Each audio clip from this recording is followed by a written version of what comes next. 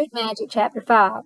When I came into the kitchen the next morning, Doc and Mama were both moving slower than usual, like they didn't get enough sleep. I understood because I didn't sleep last night either. The encounters with Deputy Collins and Sheriff Edwards had us all shaken up.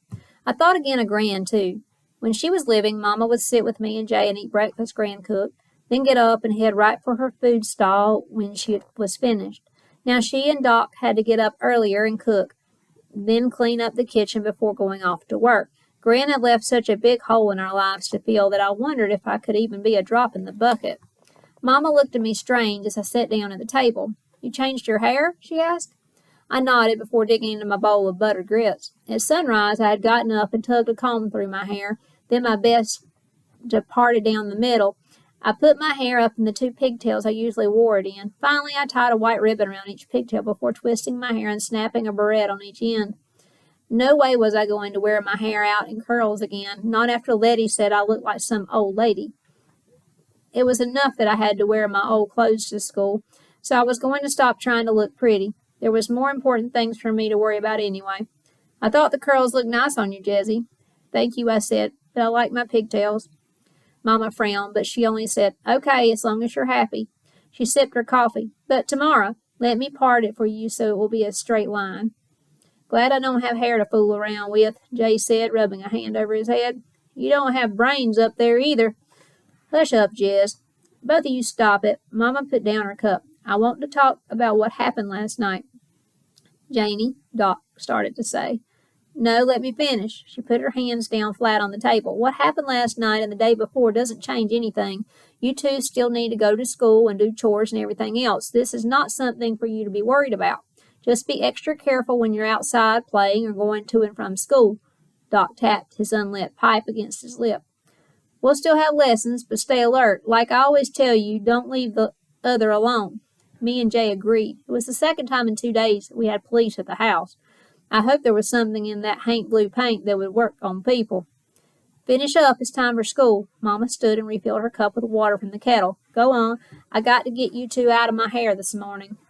We drank the rest of our tea, grabbed our books, and after a quick kiss on the cheek from Mama and a hug from Doc, headed out the door. "Hey," I said as we ran down the steps, "do the boys at school tease you about Root?" "No, they think it's cool, but we don't talk a lot except about ball and stuff." He gazed over at me, his eyes wide, his narrowed into little slits. "Them girls bothering you?" "One of the new girls is. If she's new, then she don't know nothing about it." Jay rolled his eyes. "Maybe Doc can teach us some kind of hex to put on her." He laughed, and I tried to force a smile. Letty might have been new to our school and to the island, but that didn't make what she said any easier to take.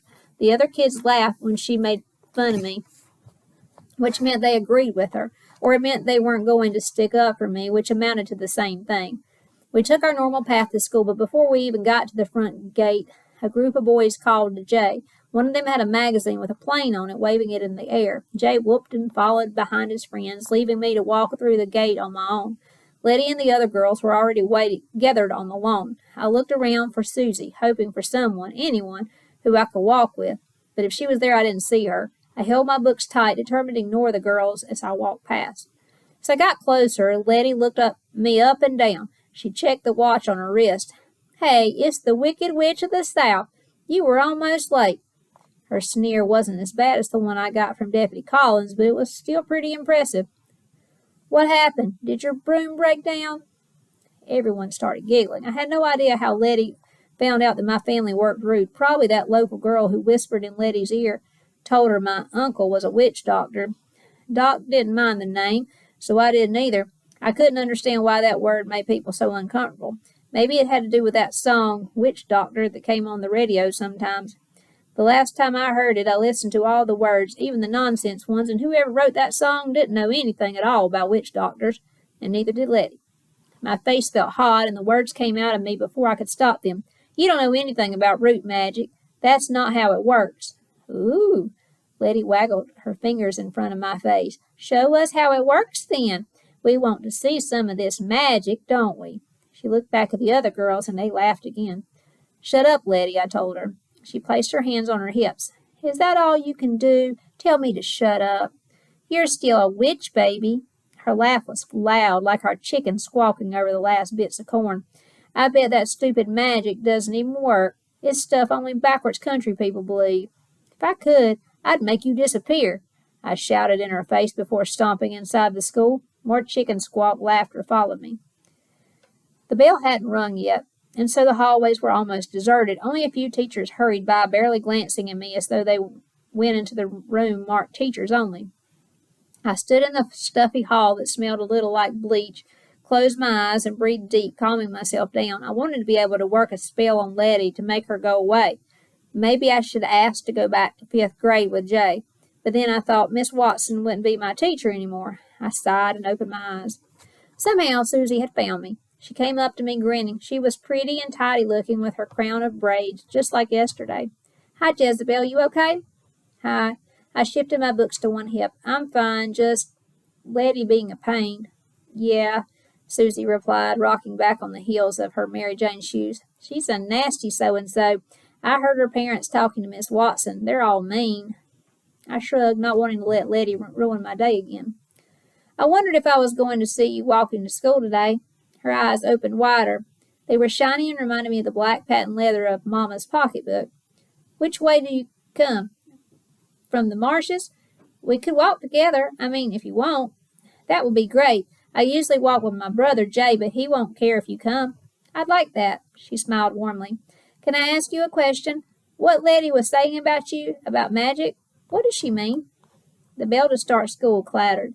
Susie and I started walking down the hallway to class. Would she make fun of me too? I didn't think so. But even if I could trust her, was it okay to tell her about root work and what wasn't okay? I should ask Doc what he thought. I'll tell you later.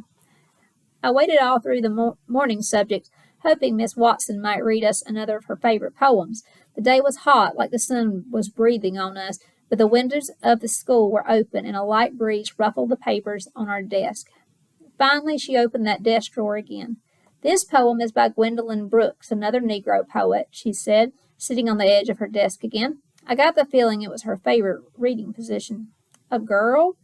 Thomas said loudly. Gwendolyn is a woman, yes. Women can be poets, too. In fact, in 1950, she became the first Negro to win the Pulitzer Prize. Miss Watson opened the book. That's pretty much the biggest award they give for poetry, and she continues writing to this day. Isn't that something? Murmurs went through the entire class. I taught you about Shakespeare and his sonnets this morning, she continued, clearing her throat. Well, now I'm going to read you one by Mrs. Brooks. This one is called the Sonnet Ballad, and it's one I read to myself over and over again. I settled into my seat and waited for Miss Watson to begin her magic. Reading aloud sounds like something more for younger kids, babies almost, but it wasn't. That she chose one of her favorite poems to read to us made me feel like she was showing us something no other teacher had before. She was sharing a part of herself, knowing that we might not like the same things she liked, but doing it anyway. Her voice changed when she got to certain parts of the poem. It swelled up to fill the whole room with sound. Then it whispered softer than the wind through the trees. Our whole class hushed and listened, but I pretended she was reading only to me. I closed my eyes and let the sound of her voice wash over me, forgetting about the girls calling me names this morning. When me and Jay were almost home from school, we found Doc waiting for us at the top of our road. He wore a straw hat with a wide brim to keep off the sun, and the tail of his white shirt flapped in the wind. He was twisting something around in his hands. He nodded at us as we approached, then shoved the twisty thing in a bag he had thrown over his shoulder. How was school? Doc asked. Fun, but not as good as this is going to be, Jay said. Doc walked with us down the road to our farm. How about you, Jez? Everything okay? Are those new girls still bothering you? Jay stuck his chin out. Yeah, but what can I do? They think Rude is stupid and ignorant. My load of books felt heavier than usual, and I shifted the weight of them to my other arm. Doc sighed long and deep. I'm afraid there will always be people, even other Negroes, who feel that way about root work, Jez. In fact, they would rather forget it. Why? Me and Jay asked at the same time. Well, maybe they think root work and the other magics like it are old-fashioned and only for uneducated people. Doc pushed his hat back on his head. Or maybe they don't want to remember our history because some of it's painful. Jay nodded. I could tell he remembered the other stories Gran told us about how white people treated her when she used to work in the city.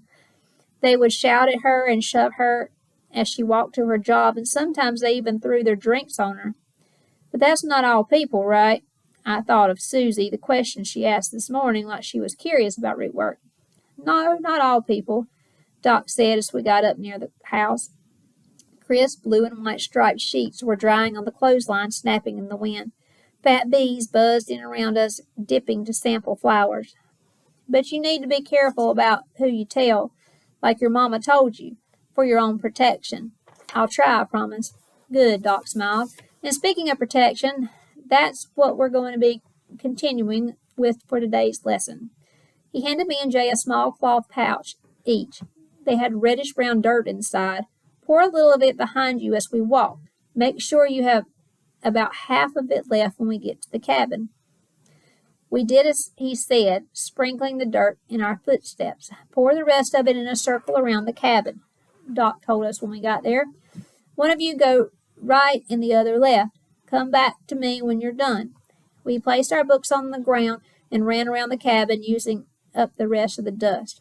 Good, Doc nodded. You both did that real well. Jay frowned. Throwing dirt ain't that interesting. Yeah, I said, I was hoping we'd do something more exciting than painting this time. That wasn't any old dirt. Doc fixed us with a sly look. That was brick dust mixed with something special. Graveyard dirt. That caught our attention.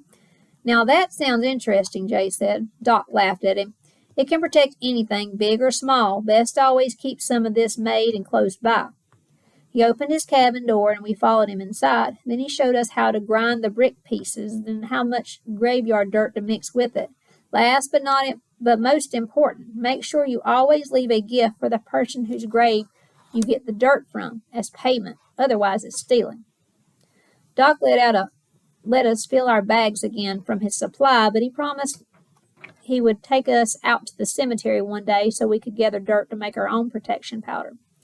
Now, I know you want to be doing more than painting houses and spreading dirt. You two grew up around me and your grand picking plants and herbs, making medicines and such. Yes, there's more to it, more than I've ever shared with you before. Some of it will be fun, some of it will make you nervous, some of it you won't like at all. But before we can get into those things, you need to learn the basics. Protect yourself. He looked at both of us in turn, and always take care of each other. Understand? Jay scowled his face up like he did when we had green beans for dinner. He hated them, but they were my favorite vegetable. Just show us how to curse somebody with a spell. And Doc smacked him on the head with his rolled-up newspaper. I laughed because I knew it didn't hurt. That's what I want both of you to hear me on, Doc said. If there's anything I learned in this life, it's that problems are going to find you. Problems I won't be able to prepare you for. Excuse me. No matter how many spells I teach you. And the only thing that's going to get you through is your belief. Your faith is in yourselves and your trust in each other. Nothing works without that. We both nodded, even though I'm pretty sure we didn't understand its full meaning. What else are we learning today, Doc? I was hoping to learn something, anything, that might protect me from Letty. I was pretty sure Miss Watson wouldn't be happy if I poured graveyard dirt around my desk. Jay rolled his eyes. Probably going to have to be scrubbing floors or something. Doc took a jar full of cloudy water out of his bag and placed it high up on a shelf. One day you might have to do exactly that. Really? I asked, my hands on my hips. Is cleaning house really part of root? Because it sounds like a way to get us to clean for you. Doc chuckled. I wouldn't lead you wrong, Jessie. Oh, yeah? I lifted my eyebrows. What else are we going to do then? First, change your clothes. I already painted most of the house while y'all were at school, but there's still a bit left, and you're going to finish that up. Jay was already groaning. But if you finish quick and do a good job, you can have the rest of the afternoon to play. I wanted to learn more than spells, but getting most of the afternoon to play wasn't bad. We ran off, dodging the chickens milling around in the yard, tucking a food call to each other. We put on our play clothes, still splattered with paint from yesterday, then grabbed the brushes and went around the house to the places we hadn't finished the day before. Most of it was done, except for under each window of the house. Hopefully we'd be done in time to play down in the marsh. I tried to keep the paint from dripping on me today, but it was no use. Jay soon had smears of paint on his overalls and down his arms, so at least I wasn't alone. Mama could be mad at both of us. We worked together quietly until I remembered something and nearly dropped my brush. With Gran's passing, school starting, and starting our route training, I almost forgot. It's our birthday today. I know, Jay said. How are we going to celebrate without Gran making our cake? I shrugged. Do you think Mama and Doc got us anything? Mama and Doc had so much more to do now that Gran was gone, I wasn't sure if they even remembered. I don't believe they'd forget our birthday. Jay shoved his brush all the way down into the can of paint, getting blue all over his fingers. But we ain't got much money, especially with Gran's funeral and all. Yeah.